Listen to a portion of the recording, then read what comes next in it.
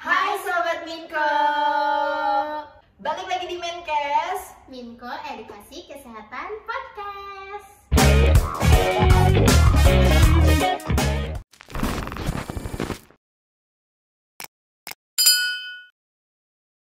Balik lagi di Menkes episode 6.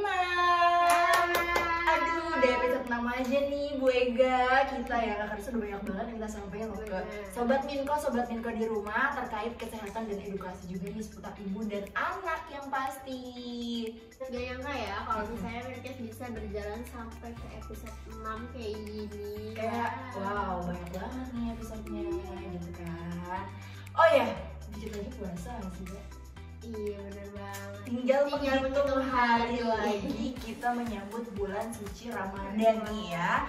Yang pasti ini juga jadi bulan yang ditunggu-tunggu kan untuk para umat muslim di seluruh dunia juga. Dan biasanya nih kalau bulan Ramadan juga nih identik nih sama salah satu problema ibu-ibu nih. Apalagi khususnya ibu-ibu yang sedang dalam masa menyusui. Boleh nggak sih ibu menyusui itu puasa? Kita bakalan klik di sini. Oke gak?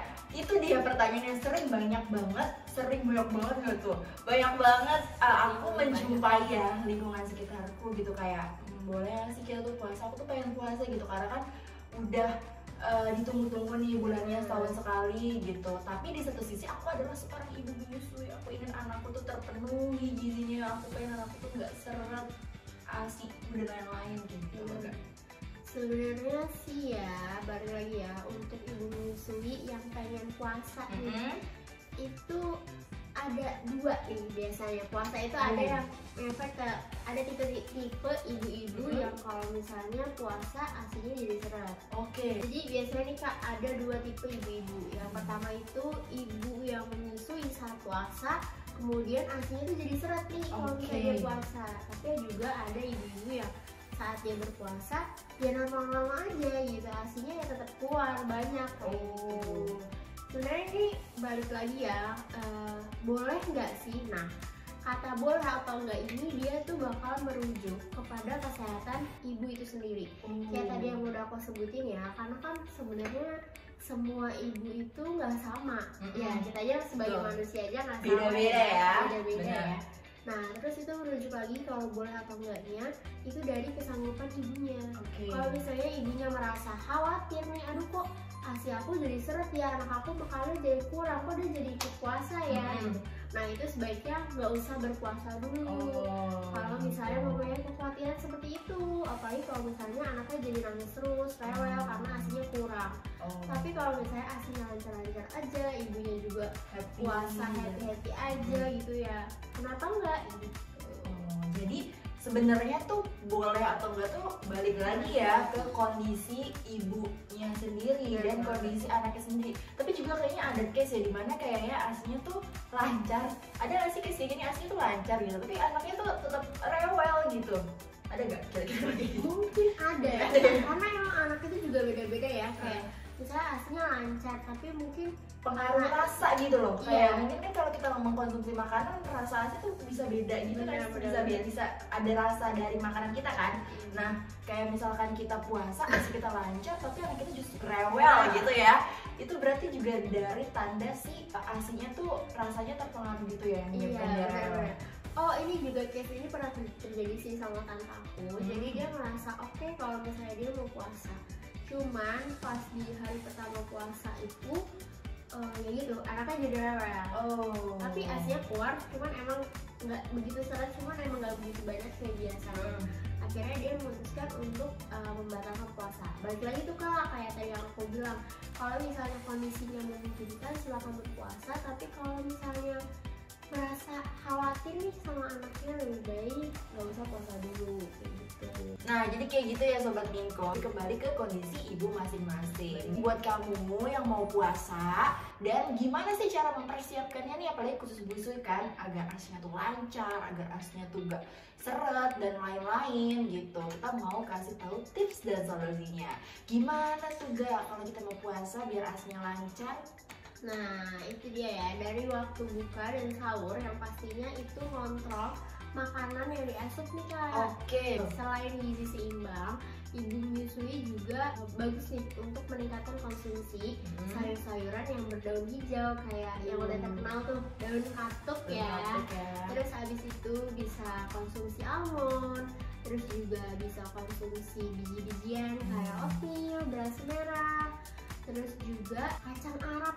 Seperti kacang Arab. Nah itu bisa membantu produksi ASINya itu lebih banyak. Nah itu kan bisa tuh dikonsumsi sama ibu saat berbuka dan juga saat sahur. Oh, jadi dikonsumsi itu saat buka dan sahur gitu ya, Sobat Minko ya. Jadi kalau kamu mau puasa biar ASINya lancar ya konsumsinya di saat jam makan buka puasa dan juga sahur gitu. Dan kalau misalkan tadi kan mungkin perlu diolah dulu kali ya sebelum kita konsumsi gitu. Tapi kita punya solusi juga nih buat bunda-bunda. Jadi tinggal langsung minum terus almond deh. Wow. Sari almond dari Aiko Food Bunda. Jadi ini sari almond kita ini 5 in 1 loh. Ini sih kalau menurut aku ya bakal jadi teman sih, teman para ibu-ibu. Soalnya kenapa? Ini tuh praktis, ada 5 in 1-nya, yang dimana tuh kita dapat sari almondnya, dapat madunya, habatus sauda. Tahu kan manfaat habatus sauda? Mungkin saat puasa kita kan perlu juga nih menjaga daya tahan tubuh agar kita terhindar dari berbagai macam penyakit gitu. Terus juga ada chia seed dan oatmealnya. Jadi komplit, tadi kan juga ada oatmeal Iya ya. Ada oatmealnya yang bisa dapat membantu melancarkan produksi.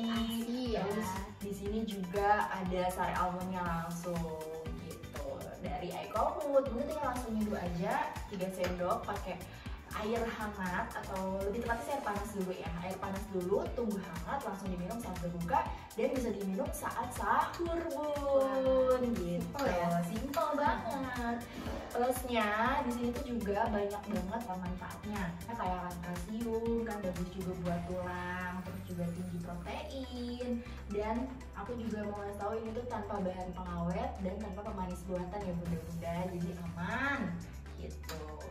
Punya banyak rasa juga, jadi bunda gak perlu bosan gitu. Jadi itu solusi-solusi yang bisa kita kasih nih buat bunda juga kan. Kalau misalkan mau puasa, makanan seperti apa sih yang bagus dikonsumsi dan minuman seperti apa sih yang bagus dikonsumsi agar masa menyusui kita selama bulan Ramadan tuh tetap aman, anak juga dapat nutrisi yang cukup dari produksi ASI kita, seperti itu bunda-bunda. Ini semoga aja nih buat bunda yang mau puasa semangat terus ya gitu. Tetap harus semangat ya. Mungkin kangen ya dari bunda-bunda kan dari masa kehamilan itu biasanya ibu-ibu udah mulai gak puasa nih karena butuh untuk kalori untuk anaknya juga saat masa kehamilan. Terus lanjut ternyata harus menyusui sampai 2 tahun. Nah tinggal dilihat lagi nih, ditengok lagi apakah bunda udah siap kandang kondisi fisiknya, juga si anak juga udah siap untuk bunda puasa atau belum kayak gitu. Tapi jangan buru-buru juga gitu kan. Tapi kalau misalnya bunda-bunda nih ngerasa tapi aku tuh pengen puasa sih kak gitu, tapi gimana ya? Nah gak usah ragu lagi juga, kalian langsung aja konsultasikan ke dokter kalian itu untuk tahu juga gimana sih kondisi fisik kalian, terus apakah anak kalian siap, terus apakah nanti akan mengganggu secara personal ya, jadi secara individual gitu. Jadi kalian gak usah ragu lagi, karena kalau dokter itu kan melihatnya itu per pasien, per pasien gitu. Kalau kita di sini tadi ngasihnya secara umumnya aja gitu, tapi kalau kamu mau lebih spesifiknya, karena kita juga udah ngasih note sendiri nih tergantung kesehatan dan kondisi bunda dan anaknya.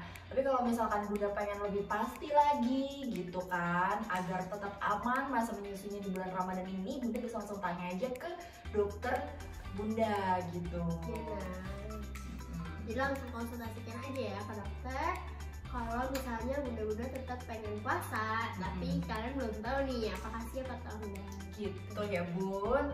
Aduh, jadi pokoknya di bulan Ramadan ini semoga puasa bunda lancar, anak tetap sehat, semuanya happy, dan puasa kita jadi berkah, dan yang pastinya happy juga menyambut bulan Ramadan dan Lebaran nanti.